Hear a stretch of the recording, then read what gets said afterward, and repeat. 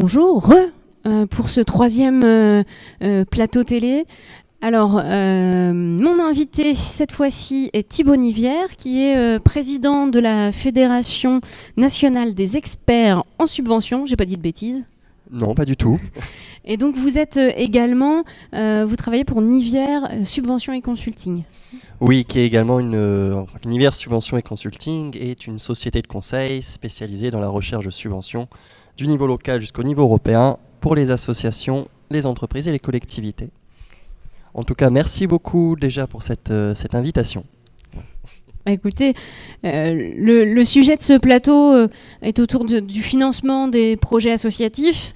Donc forcément, dans le cadre de cet après-midi, certes on est sur la valorisation du bénévolat, mais sans financement des projets, il peut toujours y avoir des bénévoles. Il ne se passe pas grand-chose. Enfin, on peut toujours faire, mais... alors du coup, c'est de ça dont on voulait parler cet après-midi. Je ne connais pas la Fédération nationale des experts en subvention. Est-ce que vous pouvez nous en parler un petit peu ? Oui, pas de souci. La Fédération nationale des experts en subvention est une association loi 1901 qui regroupe les cabinets conseils experts en subvention, c'est-à-dire qui recherchent des subventions pour les entreprises, associations et ou collectivités et qui montent des dossiers dans leur intérêt, voilà, tout bêtement. Il y a une cinquantaine de cabinets conseils répartis un peu partout en France. D'accord.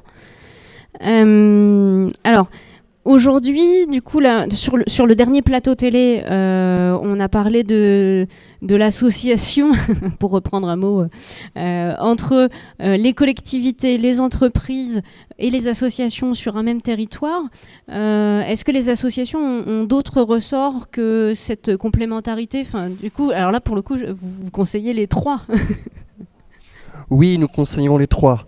Parce qu'on regarde de manière générale, quand on regarde toutes les subventions du niveau local jusqu'au niveau européen, c'est que souvent, pas tout le temps, mais souvent, il y a des subventions qui sont à la fois pour les entreprises, associations et les collectivités, ou de manière générale, secteur public. Et c'est vrai que le domaine des financements publics, c'est le défi majeur des associations à l'heure actuelle. Moins aujourd'hui pour les entreprises, davantage pour les collectivités et les associations.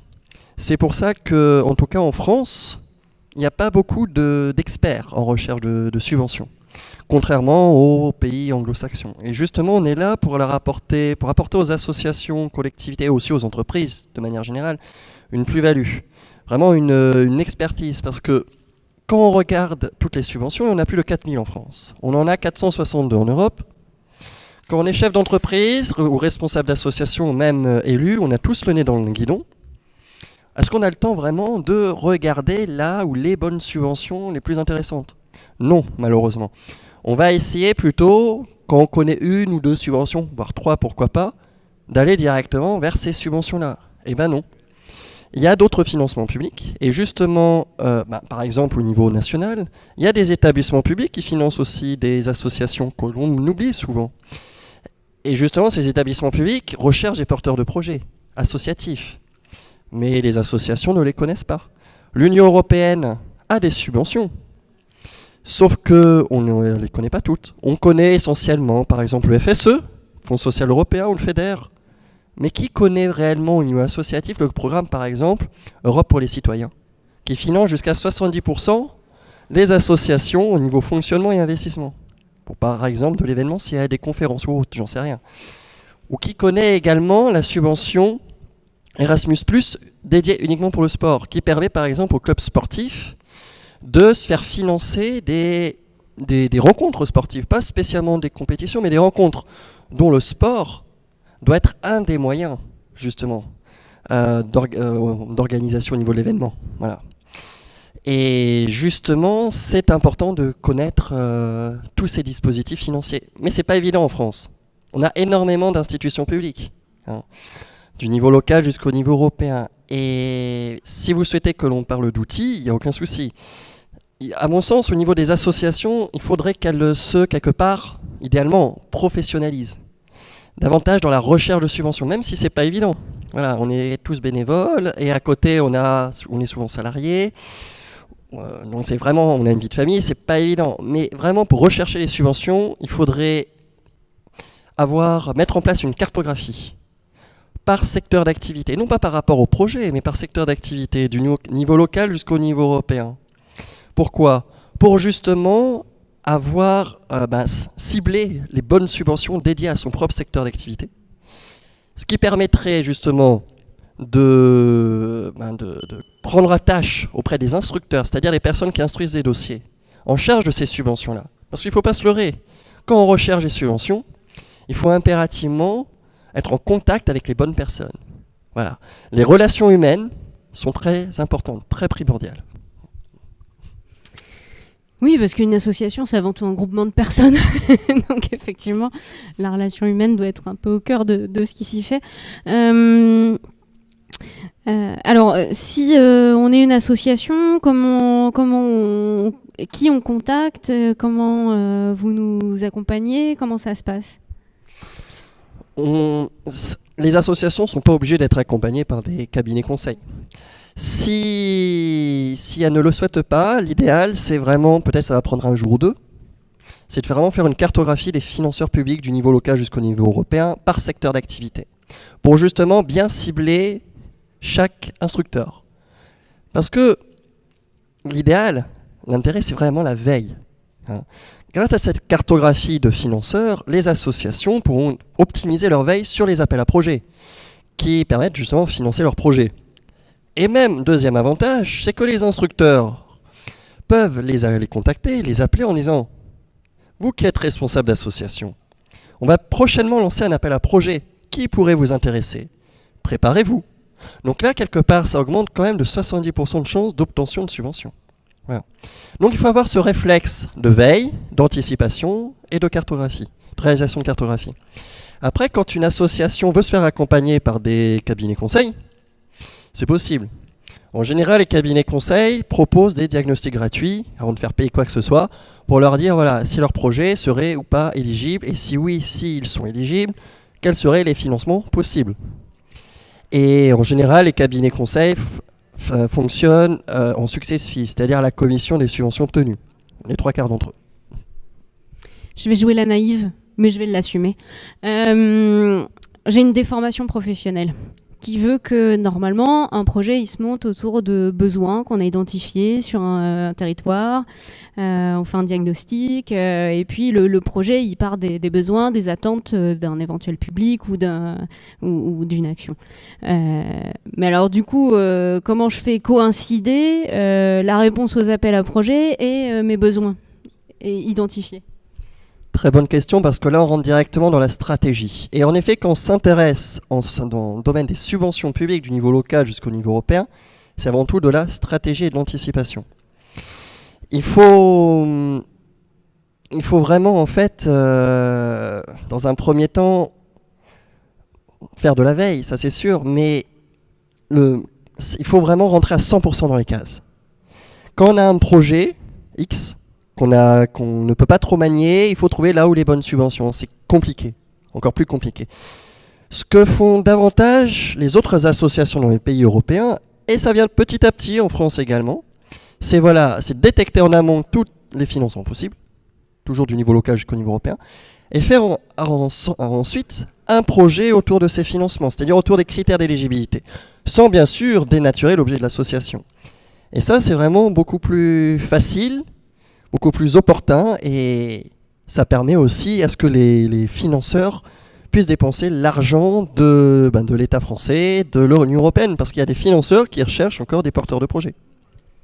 Et quand on est une structure socioculturelle, est-ce qu'on risque pas d'oublier un peu le public?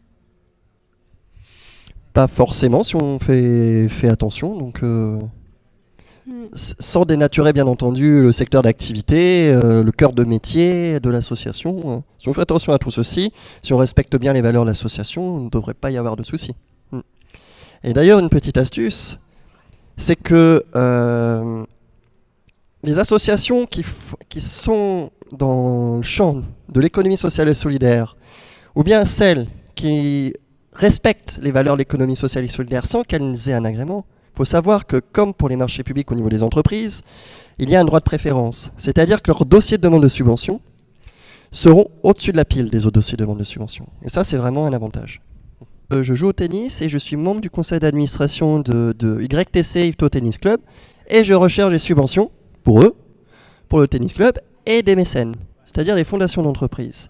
Et en effet, la stratégie, c'est très intéressant, c'est le timing, c'est le bon timing. Et il y a quand même un point important, c'est quand on est une association, toujours plus maintenant, pour éviter qu'il y ait des subventions qui soient supprimées, c'est de diversifier ses sources de financement. Et quand on est une association, idéalement, il faudrait aller vers les fondations d'entreprise. Là, par exemple, au niveau du tennis club d'Yvetot, il y a une fondation d'entreprise qui avait financé tout ce qui était fauteuil pour permettre le tennis adapté. Voilà. Et oui, tennis adapté. Et là, justement, on est en train de mettre en place d'autres partenariats, d'autres candidatures auprès d'autres fondations, comme la fondation SNCF, etc., etc. Et justement, ce qui nous a bien aidé, ça c'est entre nous, c'est... Personne ne regarde.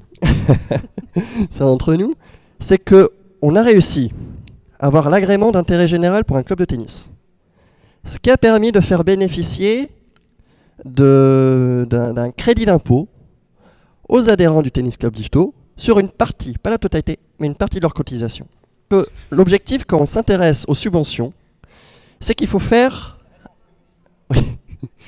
Et on a eu un accord écrit des impôts, depuis 2-3 ans déjà. Hein. Si vous voulez.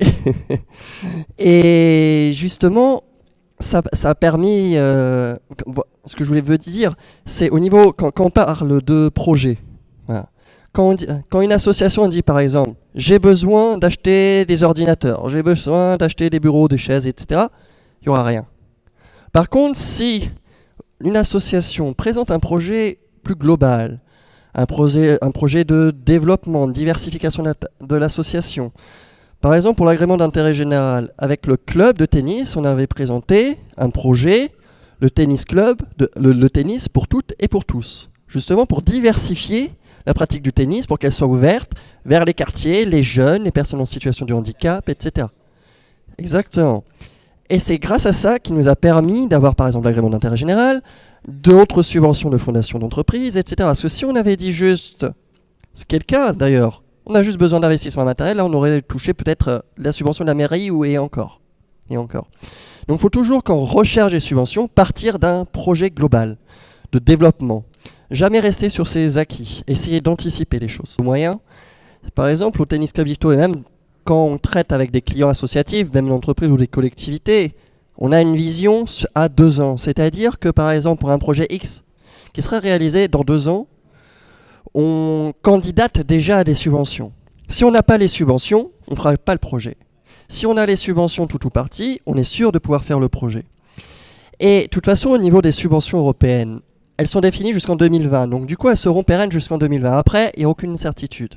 Il y en aura toujours, mais sous quelle forme, etc. On ne sait pas. Vous avez 2 types de programmes européens. Fonds structurels, gérés par le service Europe des régions. Fonds social européen, plutôt orienté vers des projets d'insertion, de formation sociale, sociétale. Et le FEDER, qui est le Fonds européen de développement économique régional, également dédié aux associations, plus orienté vers le développement économique, l'environnement, l'innovation, la recherche et développement. Après, vous avez le programme intracommunautaire. Là, ce sont des fonds directement gérés par Bruxelles. Mais ça ne sert à rien d'aller à Bruxelles, quand en plus on est une petite structure, on a la tête dans le guidon, il y a d'autres moyens. Donc, quand on veut rechercher des fonds directement par Bruxelles, il faut rechercher ce qu'on appelle le point de contact national en France. Là, par exemple, pour tout ce qui a trait au sport, vous avez la subvention européenne Rennes qui s'appelle Erasmus+, Jeunesse et Sport. L'agence exécutive se situe à Bordeaux. Elle peut attribuer des subventions, fonctionnement plus investissement, à hauteur de 50%. Vous avez également, par exemple, le programme Europe pour les citoyens, qui finance des projets associatifs de collectivités, également d'entreprises, qui peut aller jusqu'à 70%. Et le point de contact national, c'est le CIDEM. Voilà. C'est pas obligé de passer par le point de contact national, mais en général, ils se connaissent entre membres du jury, la subvention, donc il faut toujours privilégier les relations humaines. Voilà, c'est très important. Donc en gros, vous avez 2 canaux. Vous avez d'une part le service Europe des régions, pour candidater au FSE, au FEDER. Par exemple, le Tennis Club d'Yvetot a eu des subventions FSE, Fonds social européen. Voilà. Et même d'autres associations non sportives, peut être intéressant. Et pour tout ce qui est programme de travail communautaire, passez par le point de contact nationaux, tout bêtement. Mais c'est vrai que malheureusement on est en France, il y a beaucoup de points de contact, énormément d'administration, etc. qu'il faut contacter. Alors, on va conclure ce plateau. Information. Le mardi 12 juin de 18h à 20h, nous organisons conjointement avec la ville de Saint-Pierre-les-Elbeuf, le service vie associative, un rendez-vous avec Thibaut Nivière autour du financement associatif, et nous y invitons les associations du territoire elbeuvien à venir nous rejoindre. Pour ça, il faut s'inscrire. Vous contactez la MJC et puis on vous dira comment s'inscrire pour pouvoir participer à ce rendez-vous. Donc le 12 juin, de 18h à 20h, à Saint-Pierre-les-Elbeuf. Voilà, prochain rendez-vous avec Thibaut Nivière. Il est pris. Merci beaucoup. Merci à vous. Et puis, on se retrouve tout à l'heure pour le dernier plateau qui sera consacré à des parcours de bénévoles.